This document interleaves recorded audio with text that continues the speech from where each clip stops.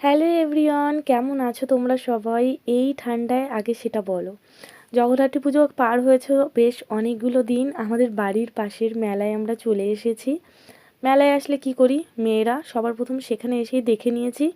বেশ কিছু পছন্দ হয়েছে, নিয়েও নিয়েছি।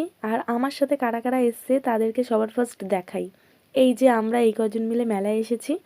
যাদের যেখানে যাওয়ার তারা সেখানে ঠিকই গেছে। মানে আমরা এসেছি আমাদের দোকানে যেখান থেকে জিনিস নেব, আর ওনারা দুজন গেছে ওইখানে, দেখেছো? মানে প্রতি মেলায় গেলে একটাই বায়না। বেশ কিছু দোকানপাট দেখলাম, মানে কি কি আছে না আছে। তারপর কি, এই যে ঘুগনিটা খাওয়া শুরু করে দিয়েছি। বেশ টেস্টি ছিল। মানে মেলার ঘুগনি এত টেস্টি হয় বাড়ির মতন এটা ভাবতে পারিনি।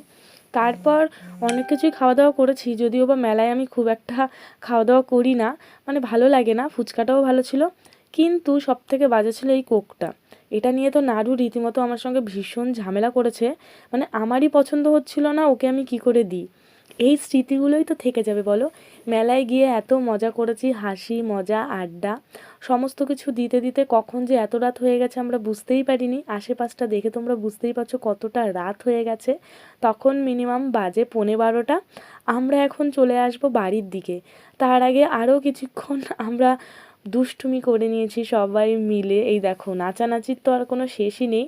আমার নাড়ু ভীষণ পছন্দ করে গান হলে নাচানাচি লাফালাফি করতে, পুরো আমাদের মতন।